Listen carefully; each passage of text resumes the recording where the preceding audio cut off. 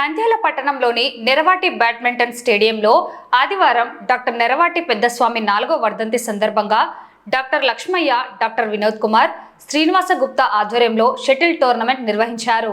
ఈ సందర్భంగా doctor Neravati Vinod Kumar, doctor Ali బాషా, Dev, doctor Lakshmaiah, Srinivasa Gupta మాట్లాడుతూ నంద్యాల పట్టణంలో అంతర్జాతీయ స్థాయి ప్రమాణాలతో బ్యాడ్మింటన్ స్టేడియం నిర్మించడం జరిగిందని, క్రీడాకారులు అందరూ ఈ అవకాశాన్ని వినియోగించుకోవాలని కోరారు.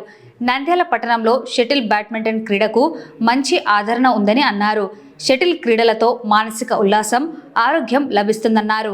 నెరవాటి బ్యాడ్మింటన్ అకాడమీ నందు 30+, 40+, 50+ డబుల్స్ మరియు ట్రిపుల్స్ టోర్నమెంట్ నిర్వహించామన్నారు. టోర్నమెంట్లో విజయం సాధించిన 30+లో మొదటి స్థానం శ్రీనివాస్ రెడ్డి, హేమంత్, రెండవ స్థానం శ్రీనివాస్ గుప్తా, షఫీ, 40+లో మొదటి స్థానం మధు, పుల్లయ్య, రెండో స్థానంలో శ్రీనివాస్ గుప్తా, సత్య, 50+లో సుదర్శన్ రెడ్డి, ప్రతాప్ రెడ్డి, రెండో స్థానంలో మధుసూదన్ రెడ్డి, రాజులు కైవసం చేసుకున్నారు.